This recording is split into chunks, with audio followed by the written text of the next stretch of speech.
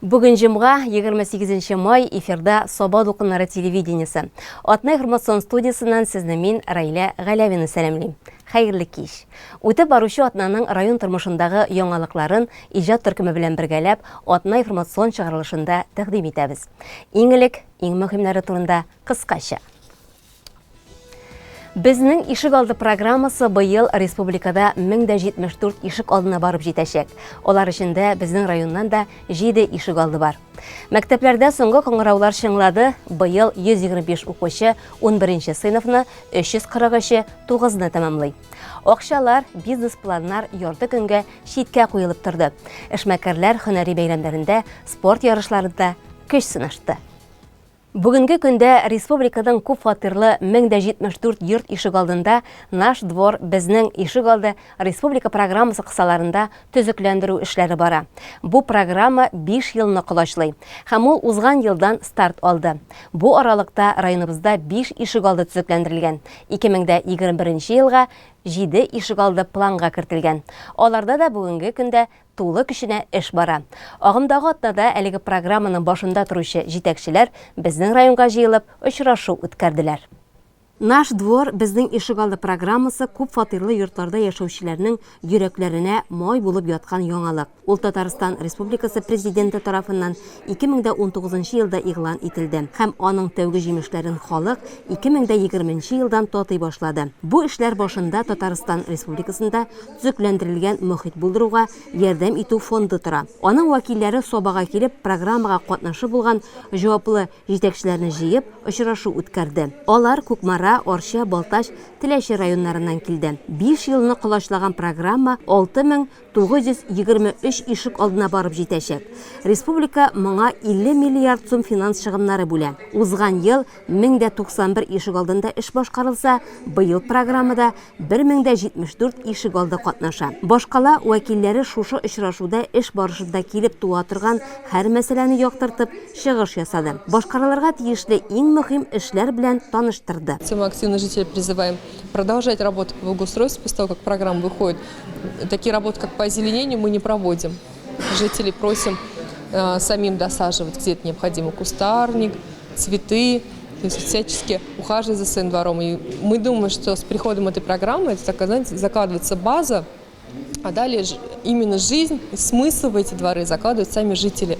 Мы вот сегодня на встрече тоже будем призывать их к этому, чтобы они чувствовали себя полноценными хозяевами этой территории и так по-хозяйски относились добротно к своей земле. Иске җиһазларны сүтү, искесе урынына яңа асфальт җәю, тротуарлар булдыру һәм кече архитектура формаларын урнаштыру. Булар ишек алды программасына кергән эшләр исемлеге. Аларны башкарып чыгуда электр, газ, юл, трак коммуналь хуҗалыгы оешмаларының һәр кайсының өлеше бар.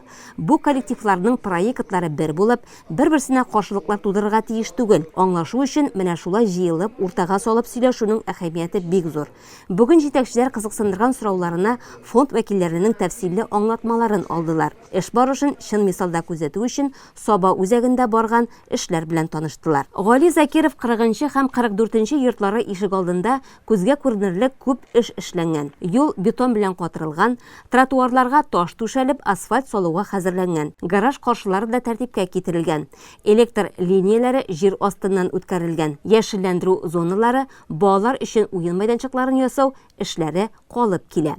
Монысы мәктәп урамы 52-нче йорт ишек алды. Бирдә уңайлыклар тудыру буенча эш апрель аенда старт алган. Бүгенгә инде күп эш эшләнгән. Балалар чиста, коры ишек алдында рәхәтләнеп уйныйлар. Гараж каршыларын алганда кемнең нәрсә саласы килгән салган, ташлар бар иде, кирпечләр бар иде, шулай ук бетонир итеп тә куйганнар инде. Ну хәзер менә уже ком салып, щебенка салып, бөтен технологиясына туры китереп, асфальт белән моторлап куелды. Кир киптирә торган урыннарда инде җир үстендә генә иде. Менә хәзер уже әйткәнемчә бетонир итеп куелды. Велосипедный стоянкалар юк иде, хотя кешеләрне подъезд эшләренә куялар велосипедларын. Шул җайлаштырылды. Комлык тоже бу дворда юк иде, комлыклар ясалды. Озакламый киләчәктә мафлар куелачак балаларга. Тротуарлар плитәле генә тротуарлар бар иде, алар ватылып беткән иде. Менә хәзер уже бетонир итеп матурлап ясап куйдык. Йортта яшәүчеләр төзүчеләргә тудырылган уңайлыклар өчен бик рәхмәтле. Алар үз ишегалларына бу программаның килеп җитүен зарыгып көткәннәр. Biz bu şatlыкlı яңалыкны biz бик күптәннән көтәбез инде бу домга күчкәннән бирле. Асфальтлар җәелде, балаларга уйнарга площадкалар ясалды. Ул инде бик кирәкле иде безнең өчен. Кирләрләргә берләр куела, ут баганалары куела. Монда инде безнең асфальт түгел, элек пычрагы, сазлык иде дигәндә балалар шушы сазлыкта уйнап яталар.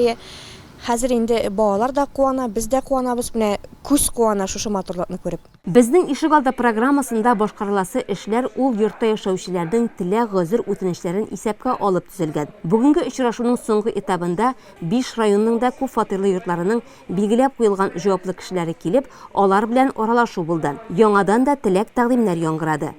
Сораулар җавапланды. Бу мәсьәләдә килеп туган сораулар һәрвакыт игътибар үзәгендә. Һәм сез аларны кайнар линия аша да җиткерә аласыз. Номерлары экранда. Мәктәпләрдә 2020-2021 уку елы ахырына якынлаша. Соңгы кыңгыра бәйрәмнәре дә үткәрелде. Районыбызда быел 125 укучы 11 сыйныфны тамамлап, олы тормышка юл алачак. 9 сыйныфны тамамлаучылар саны 343. Саба гимназиясында үткән бәйрәм мизгелләрен хәтердә яңартып алырбыз. Мәктәп белән саубуллашу һәр кеше тормышында онытылмаслык дулкынландыргыч мизгелдер ул. Саба гимназиясында быел 9 сыйныфны 98, 11 сыйныфны 34 укучы тамамлый. 11-ләр өчен соңгы кыңгырау инде мәктәп белән саубуллашу, олы тормышка аяк басу булып та шыңлый.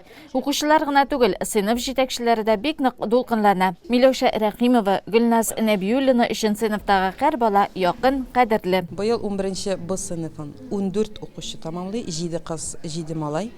Бу минем 7 ел элек алган 5 класстан бирле алып килгән укучыларым. Безнең алда имтиханнар көтә, барысындагын бик яраттым. Алдагы имтиханнарында уңышлар телим. Һәм инде үзләренең теләгән уку йортларына уңышлы гына керүләрен теләп калам. Әтиәниләр белән без бик тату эшләдек. Әтиәниләрем бик яхшы булды, балаларым, укучыларым дагын бик тыңлаулы булдылар. Дәресләрне сәбәпсез калдырмадылар. Уңышлары дагын күп булды. Төрле фән олимпиадаларда, конкурсларда уңышлы чыгышлар ясадылар. Дорогие ребята, последний звонок – это светлый праздник.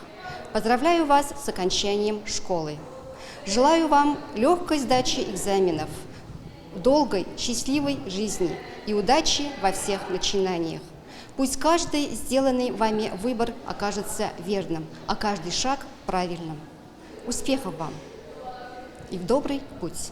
11 сыйныфка иң тырыш, иң сәләтле балалар гына кала. 11 ел дәвамында бергә укыган сыйныфташлар да иң якын кадерле кешеләргә әйләнгәннәр. Күпме бәйрәмнәр бергә үткәрелгән, курка-курка контроль эшләр эшләнгән. Сыйныфташлардан инде аерыласы да килми. Без 11 ел эчендә бу мәктәптә укыдык. Бу безнең өчен иң кадерле җир булып кала гомер буена. Без 11 класста 14 кеше булып бетерәбез. Иң зур рәхмәтне Миләүшә Мансурның әйтәсе килә. Без бу соңгы звонокка бик каты әзерләндек классыбыз белән. Бүген инде әтиәниләр дә килә, бик күп кунаклар да килә. Берничә көннән соң инде имтиханнар да башланып китә. Без моңа 11 ел эчендә әзерләндек. Әйбәт кенә бирәбез дип хушкылып калабыз. Без бу бәйрәмгә бик каты әзерләндек. Бу бәйрәм безнең өчен бик ответственный бәйрәм.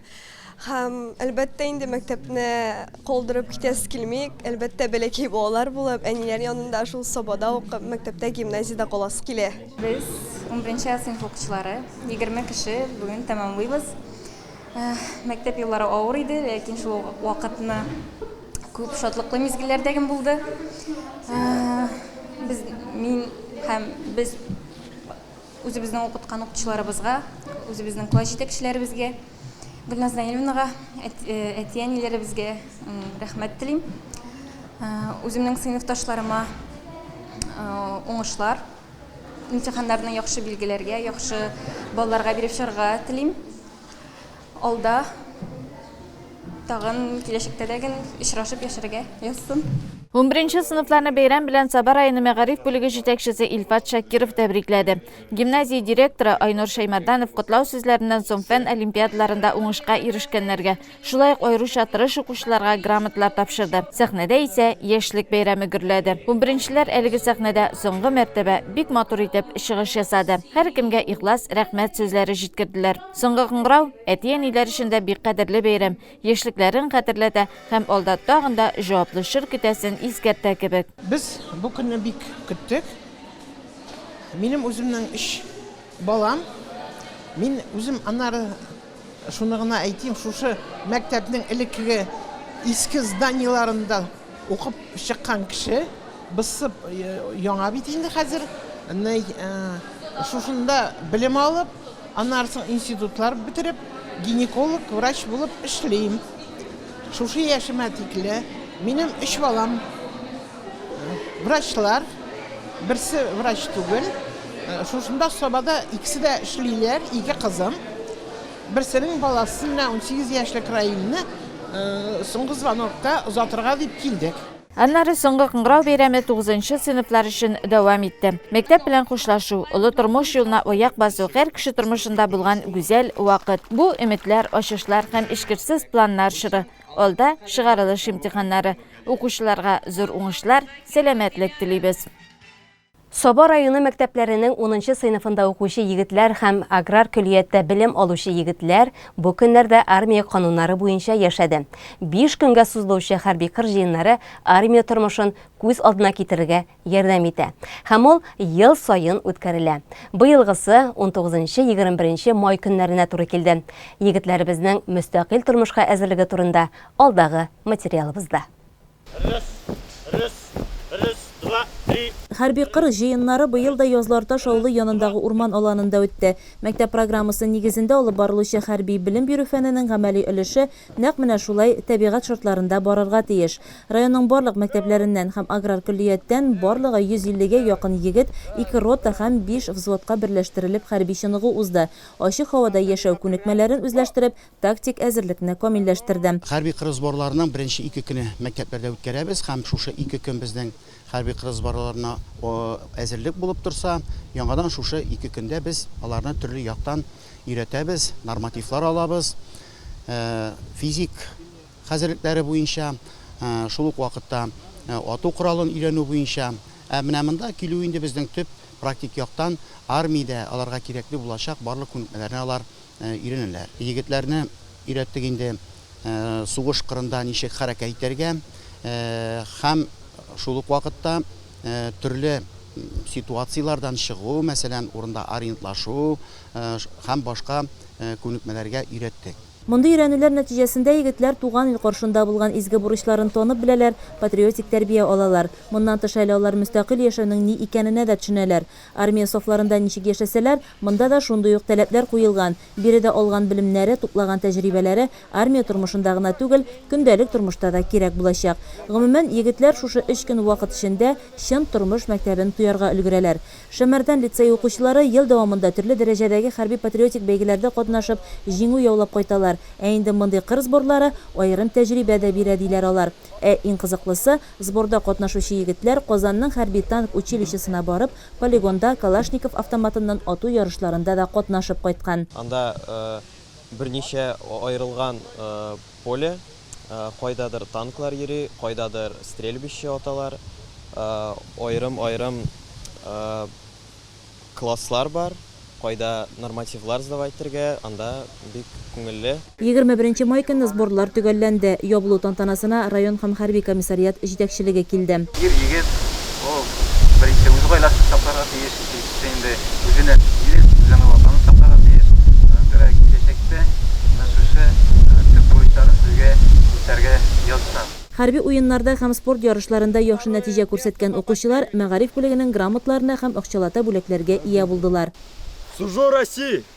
Инде 2021 елның хәрби кыр җыеннары җиңүчесе буларак Соба гимназиясе укучылары взводы танылды. Аларга күчмә кубок тапшырылды. Шулай итеп, сборда катнашкан һәр егет турында исә солдат шинелен кияргә бүгеннән үк әзер дияргә була.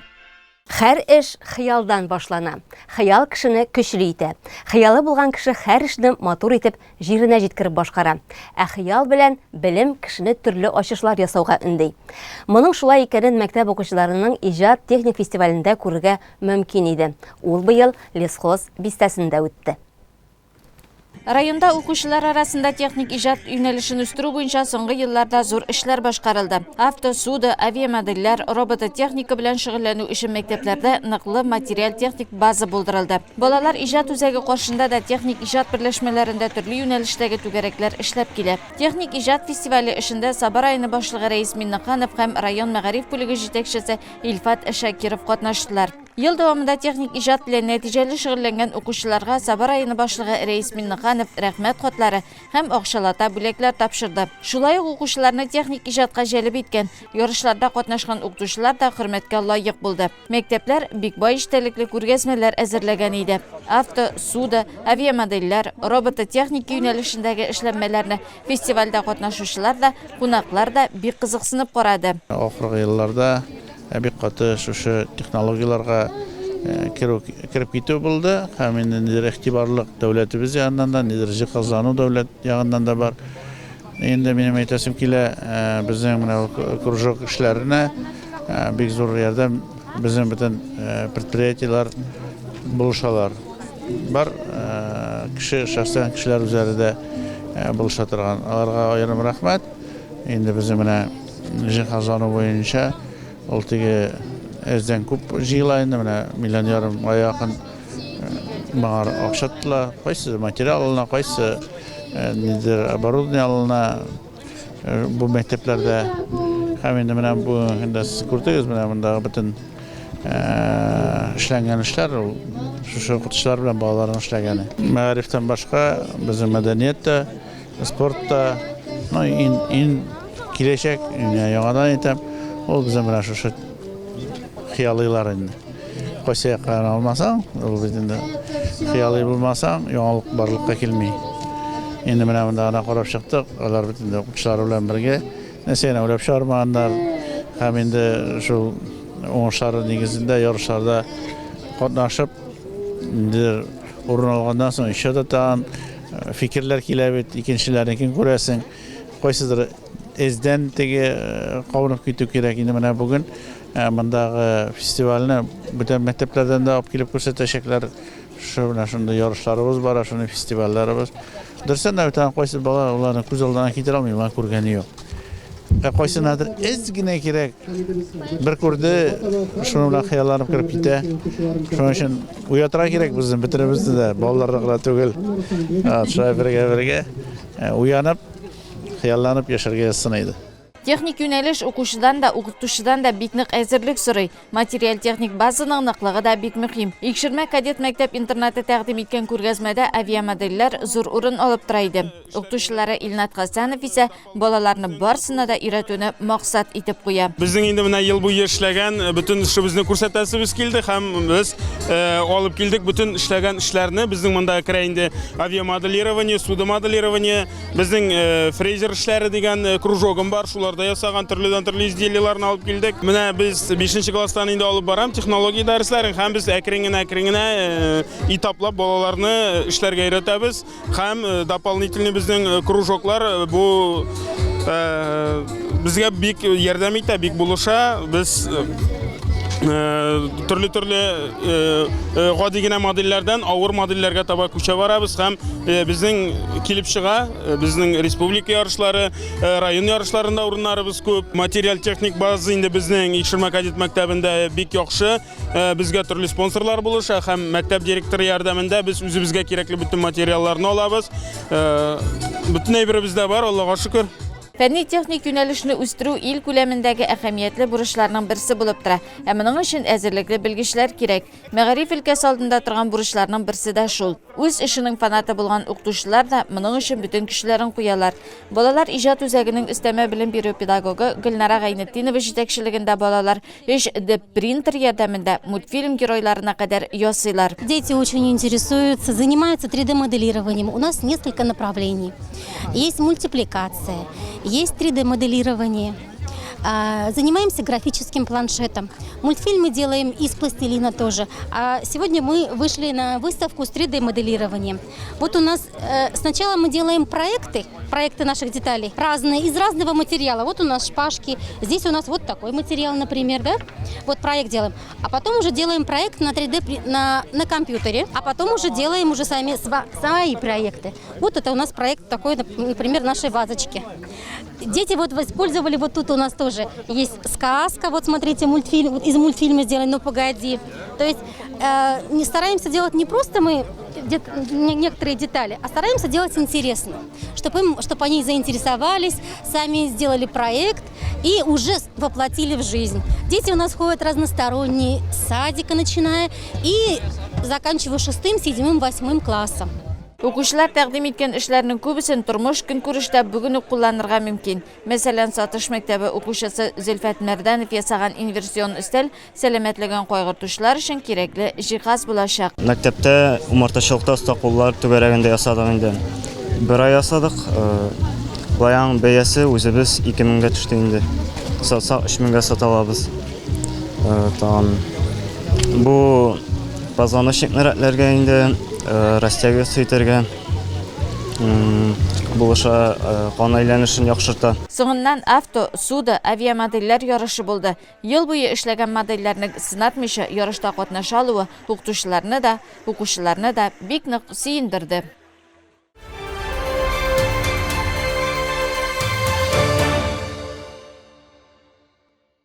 Җәйге каникул башланырга санаулы көннәр калды. Район, авыл урамнары велосипед, самокат, сноубордта йөрүче балалар белән кайнап тора.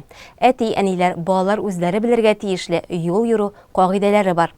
Алар хакында Шәмәрдән һәм Байлар сабасы балаларына ЮХИДИның өлкән инспекторы Илнур Насыбуллин, юл хәрәкәте иминлеге дәүләт учреждениесенең Саба районы бүлеге җитәкчесе Гүзәл Яхфарова сөйләде. Чарада безнең иҗат төркеме дә эшләде.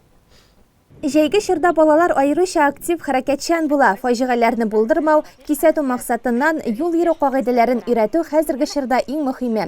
Күпчелек балаларның ике тәгәрмәчле дусты таләпләргә туры килмәй. Памятка велосипедиста.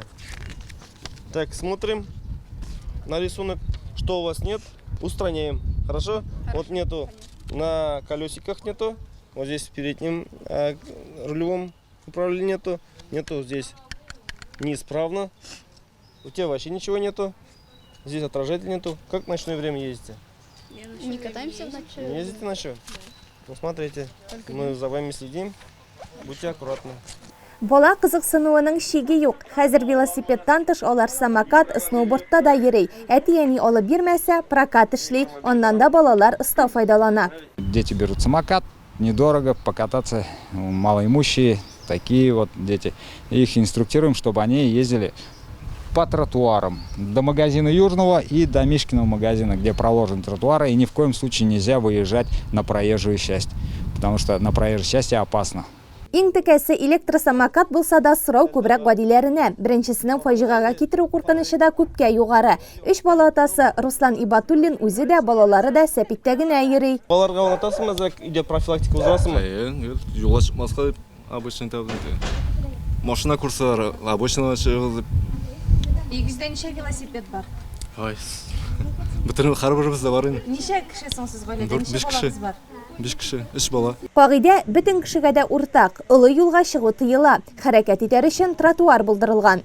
Велосипедны балалар бакчасы яшеннән үк йөртергә ярый, ләкин ишек алдында һәм паркларда гына. Юлга чыгу 14 яшьтән рөхсәт ителә. Бу вакытта инде велосипедче йөртүчегә әйләнә һәм ул юл йөрү кагыйдәләрен барысында төгәл үтәргә тиеш була.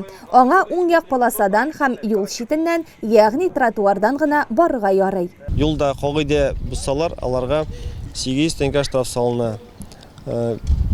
Административ кодекс негізінің 12-29 статьясы бойынша шуның икенче бүлегендә әлеге велосипедистлар исерек булса, аларга инде 1000 теңгедән алып 1000 ярмаклык штраф салына. Әлеге шушы нарушение кагыла электросамокатка. Нәкъ шулай ук алар йөрергә тиеш тротуардан, даже яшьләре тулса дагы алар юлга чыгарга тиешләр түгел. аларга дагы нәкъ шундый икенче бүлеге белән аракы эчкән булса дагы аларның уже правалары лишасы ителә. Уже жесткие требования. Нәкъ шундый ук таләп шоферларга караган шикелле электросамокатта дагы нәкъ шундый ук таләп булырга тиеш. Инспекторлар өчен беркетмә төзү түгел, ә юлдагы куркынычсызлык мөһим. Самокат, велосипедлардан егылып төрле имгәнүләр алучы балалар хакында еш ишетәбез. Күбесе үзебезнең күз алдында да була. Балалар катнашындагы юл транспорт һәлакәтләре безнең инде бигрәк тә күбрәк туры килә шушы җәйге каникул, җәйге чорга. Шушы вакытта һәлакәтләр саны арта һәм инде менә шул максаттан хәзергесе вакытта безнең районда игътибар балалар дигән профилактик чара бара. Шул исәптән шушы кысаларда мәктәпләрдә, балалар бакчаларында профилактик әңгәмәләр алып барабыз. ЮХИДИ инспекторлары белән берлектә төрле чаралар, тематик чаралар, акциялар үтә. Әти-әниләр җыелышлары уза, без инде шуларда катнашабыз. Әти-әниләргә тагын бер кат искәртәбез. Игътибарлы балаларга һәрвакыт исләренә төшереп торсыннар иде юл йөрү кагыйдәләрен дип. Рейдлар аңлату эшләре җәй дәвамында үтәчәк. Инспекторлар район үзәгеннән тыш авылларда эшләүне дә күз уңында тота. Китап укып елый алганның күңелендә булмый каралык. Каюм Насыйри. Вакыт үтә башлагач кына бу сүзләрнең чын барлыкка ни дәрәҗәдә якын икәнен аңлый башлыйсың икән. Күңеле белән яктылыкка, матурлыкка, аң белемгә тартылган бу кешеләр әйтерсең лә дөньяның керсез үзәген табып, кадерле укучысына да шул илаһи күркәмлекне тапшырырга тырышасыман. Җиһаныбызның яшелеккә күмелгән шушы мәлендә 27 майда Китапханәчеләр көне билгеләп үтелде. Изгеләрдән изге бит ул. Китап, китапханәсе үзенә тарта күңелне. Әллә китап, әллә журнал, әллә китапханәче. Гадидә, күзгә артык ташланып тормый торган да һөнәр иясе бит ул китапханәче. Алар матур әдәбият әсәре дә иҗат итмиләр, китаплар да язмыйлар. Ләкин иң мөһим вазифаны башкаралар. Китап белән укучыны үзара бәйләп, тоташтырып торалар. Килдебәк авылы мәдәният йортында урнашкан авыл китапханәсенең ишекләре бикләнеп тормый. Төрле яшьтәге кешеләр үз мәнфәгатьләрен, кызыксынуларын канәгатьләндерер өчен шунда киләләр. Ә мөдир Ләйсән Рақипова китап укуга мәхәббәт гаиләдә туа дип саный. Китапханә безнең фонды 12482 дәнә, шуларның 4578 балалар китапханәсе. Укучыларыбыз өчен бөтен мөмкинлекләр дә тудырылган. Бар нәрсә дә бар китапханәбездә. Күңелең нинди китапны тели, шул китапны яздырып алалар. Шулар 25 дәнәгә якын газета, журнал килә китапханәбезгә. Бу бик зур сан инде. Чөнки балалар өчендә матур журналлар, газетлар чыга бит менә хәзер. Өлкәннәребез өчендә һәр даим вакытлы матбугат белән укучыларыбыз танышып баралар, яратып укыйлар. Безнең китапханәбездә 2 клуб берләшмәсе эшләп килә. Беренчесе инде Аккалфак клуб берләшмәсе хатын-кызларыбыз өчен. Икенчесе яшь китапханәчеләр клубы. Монда инде безнең балаларыбыз йөри. Монда бик рәхәт китаплар укырга яратам. Күп әсәрләр, хикәяләр, шигырь укыйм. Аккалфак клуб берләшмәсенә йөрүче апалар белән төрле чаралар, язучылар белән очрашулар гына үткәреп калмыйлар, кул эшләре белән дә шөгыльләнәләр икән. Кулъяулык, сөлге, намазлыклар чиккәннәр, дисбеләр ясаганнар. Пенсиядагы татар теле укытучысы Рауия апа Әхмәтшина китапханә белән бик тыгыз элемтәдә тора. Татарча диктант яздыруны да аңа йөкләгәннәр. Монда аралашабыз, үзебезнең эш серләребезне сөйләшәбез. Шулай ук Аккалфак берләшмәсе белән безнең Ләйсән идарә итә һәм ул безне чакырганч, без гел килеп йөрибез.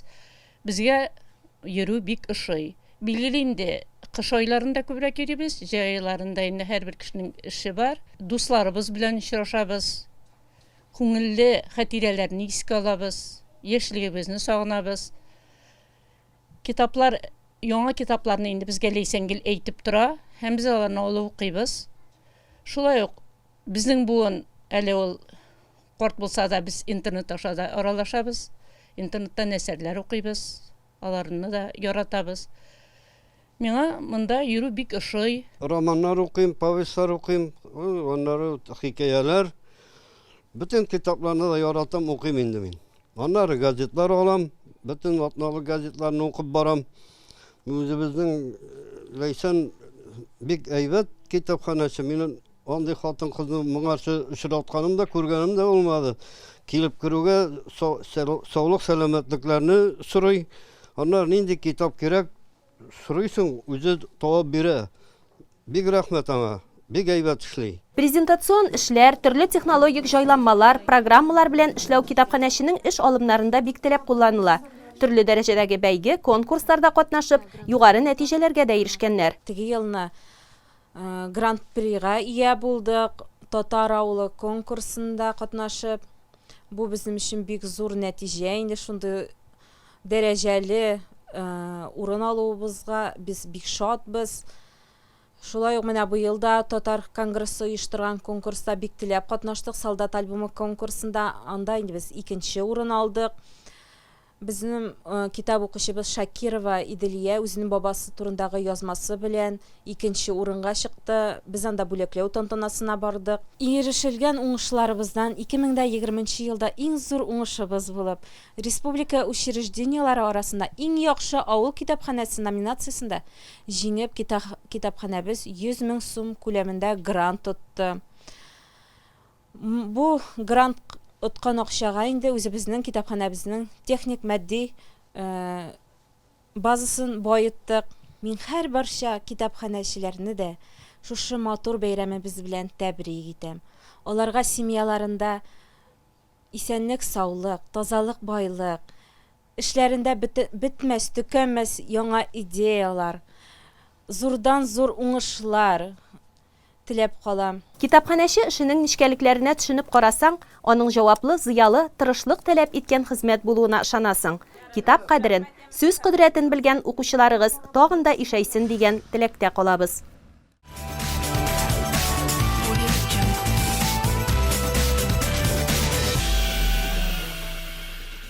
26 майда тәвәккәл, инициативалы ил иктисадында үз урыннарын тапкан кешеләр бәйрәме эшмәкәрләр көне булып узды.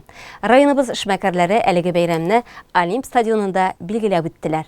Райондагы эшмәкәрлекнең хезмәт яшендәге халыкның нык ихтиярлы, үз кешенә нык ышанган вәкилләре тәшкил итә. Бүген кичек һәм урта эшмәкәрлек тоттырыклы икътисади үсештә. Үз җирлегебездә яңа эш урыннары булдыруда һәм заманча технологиялар алып килүдә, инвестициялар җәлеп итүдә таянырлык көч булып тора. Олимп стадионына бәйрәмгә килгән эшмәкәрләрне Саба районы башкарма комитеты җитәкчесе Марат Ишниязов тәбрикләде һәм уңышлы эшләп килүче эшмәкәрләрне бүләкләде. Шуларның берсе шәхси эшмәкәр Рамил Фазуллин иде. Ул кышчылык тармагында хезмәт куя.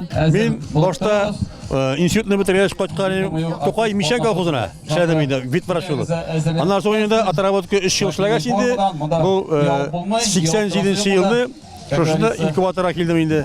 Инкубаторда эшли башладым. Бу инкубаторда инде без эшли башлаганда шул шиби чыгару инде. Шиби чыгарадыр. Бите шул бер бәләкәй бер көнлек шибиләр инде. Аннан соң инде Тарабара халык сарагач без инде шиби үстерә башладык. Менә бу төзи башладык абзарлар, зур птичниклар инде. Менә бүгенге көндә әйтик, бүгенге көндә без инде үстерәбез елына 120 мең шиби бер айлык. Ошо үзебезнең район халкына җиткереп бирәбез. Бәяне артырга тырышмыйбыз инде. Шәхси эшмәкәр булып теркәлү һәм үз эшеңне башлау ул бик зур җаваплылык. Көндәшлек тә бик көчле, заманадан арта калмыйча эшне дә алып барырга кирәк. Шәхси эшмәкәр Айгөл Имаеваның эшмәкәр булып китүендә әнисенең роле бик зур. Төрле өлкәләрдә үзен сынап караган Айгөлнең бүгенге көндә тырнак ясау буенча үз студиясе бар. Әлеге өлкәдә мастерлар күп, ләкин күпләр Айгөлне сайлый. Моңа Инстаграмда җанлы итеп үз сәхифәсен алып баруы һәм клиентларны яратуы да сәбәпче. Эшмәкәрләр эше бөтенесе дә кызык. Барсында эшлисе. Монда ял көннәре юк.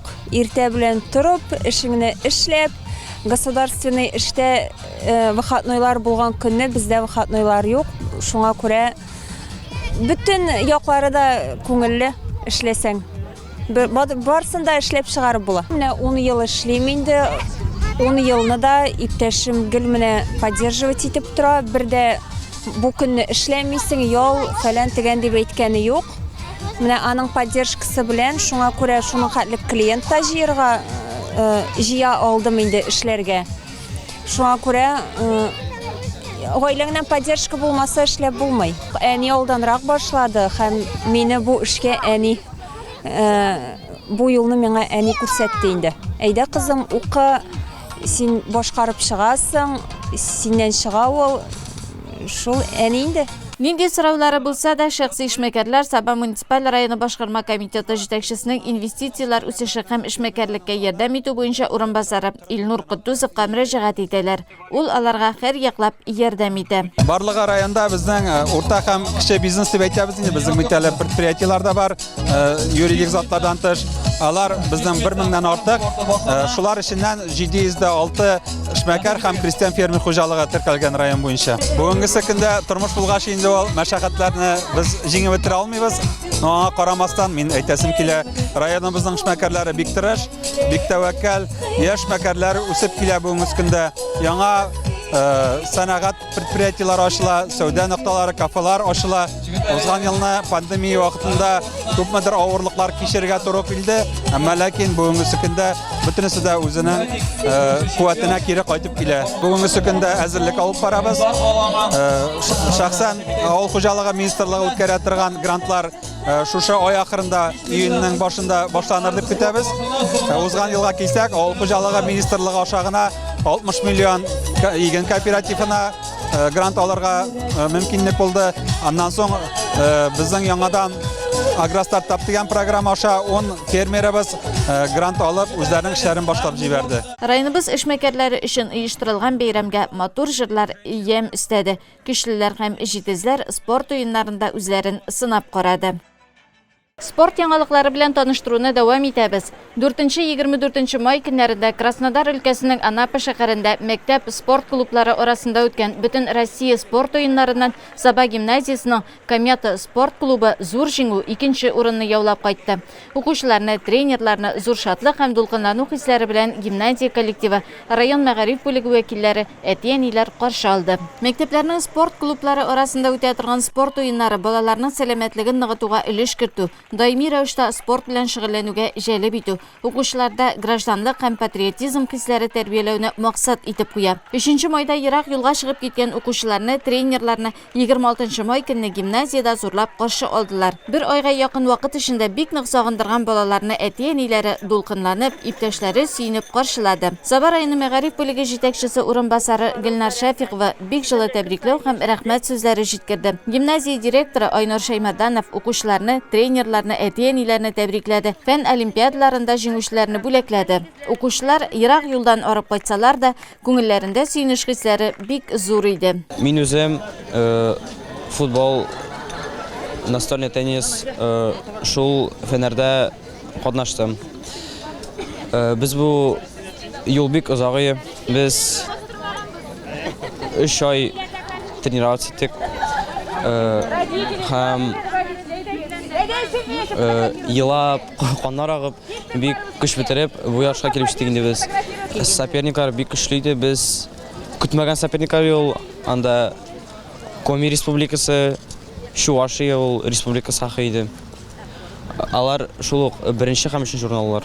Анапа шәһәрендә үткән спорт уеннарында Татарстан данын Саба гимназиясының 16 укучысы яклады. Тренерлары Илнар Гайнуллин, Алмаз Әхтәмов та бу көннәрдә укучыларның җиңүләре өчен сөенеп, кичкенә генә уңышсызлык өчен дә киенеп яшәгәннәр. Әти-әниләр дә иң беренче чиратта аларга рәхмәт сүзләре җиткерде. Физик тәрбия фәне укытучысы Илнар Гайнуллин бу барыбызның да уртак җиңүе диде. Аллага шөкер дип әйтергә кирәк. Инде менә балалар белән чыгып киткәнче бик куркып кына чыгып киткәнек, чөнки көн күләме дә күп, юлда ерак, 2 сутка барырга гына кирәк поездда, һәм инде тегендә булырга кирәк иде 19 көн.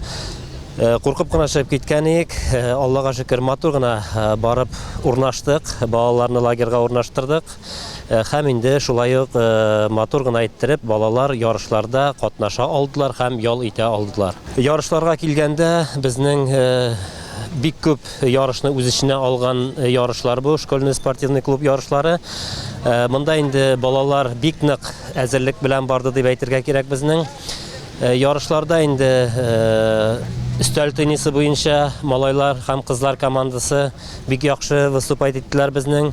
Кызлар командасы беренче урын алды, малайлар командасы икенче урын алды. Шулай ук музыкаль батлларда бик уңышлы чыгыш ясадылар.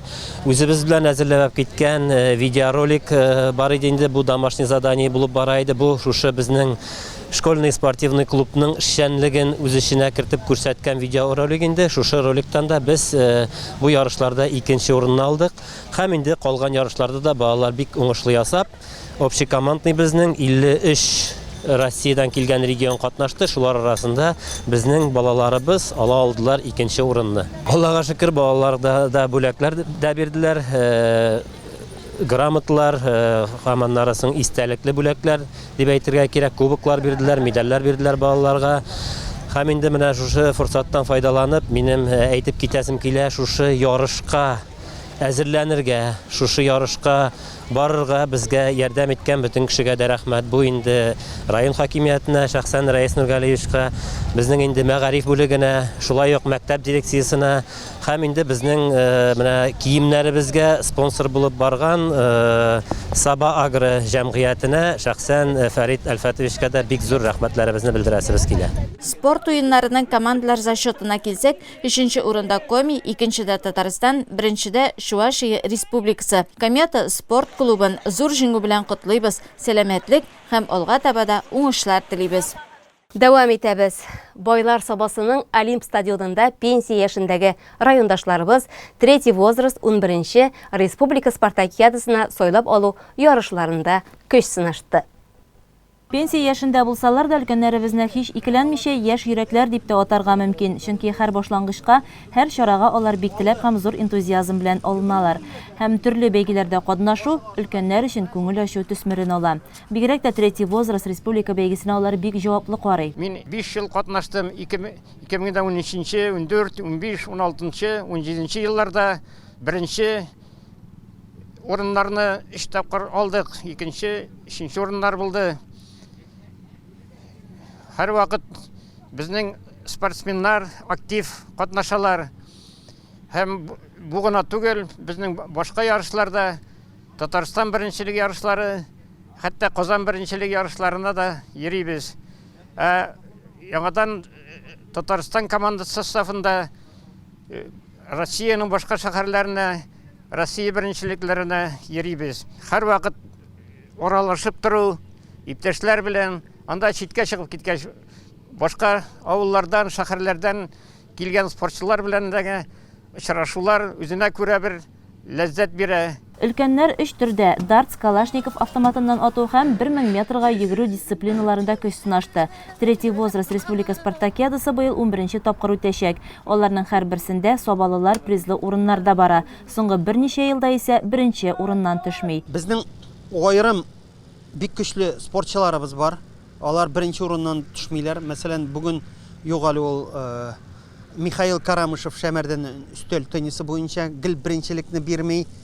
Аннан соң Курсабаштан Фәннур Башаров йөгерү буенча гел призерлар арасында һәм менә йөзү буенча безнең әйбәт кенә Сабадан һәм Мишән авылыннан вәкилләребез гел призерлар янында йөри. Бу ярышларның бөтен Россия финалы узачак Белгород шәһәрендә. Без өметләнәбез инде безнең районнан берәр вәкил Татарстан җыелма командасына керер дип. Иратлар 60 яшьтән, хатын-кызлар 55 яшьтән өлкәнрәк яшь үзенчәлегендә билгеләнгән иде. Биредә исә иң өлкәненә 73 яшь иде. Өлкәннәребез бәйге төрләре булган йөзү һәм өстәл теннисы буенча да ярышкан. Гомумән, соңгы елларда бу буын вәкилләренең сәламәт яшәүгә тартылуы арткан. Бигрәк тә менә скандинавская ходьба дибез инде. Аның белән шөгыльләнүчеләр күзгә күренеп артты. Әкренгә генә йөгерүчеләр бар. Аннан соң тенниска баручылар, өстәл теннисына йөрүчеләр күбәйде. Спартакиада июнь аенда Казан шәһәрендә узачак, аңа кадәр 3нче буын вәкилләре шулай ук башкалада үтәчәк җиңел атлетика төрләре ярышларында да катнаша. Өлкән спортчыларыбызга уңышлар телибез. Атна информацион программасы кысаларында сезнең игътибарга әзерләгән хәбәрләребез шулар иде. Бүген 28 май көнне шик сакчылары үзләренең бәйрәмнәрен билгеләп үтә. Без армия хезмәтен шушы сафларда үткән хәрби ветераннарыбызны һәм бүгенге солдатларыбызны ихлас котлыйбыз. Тыныч, имин көннәрдә сәламәт булып яшик барыбызда.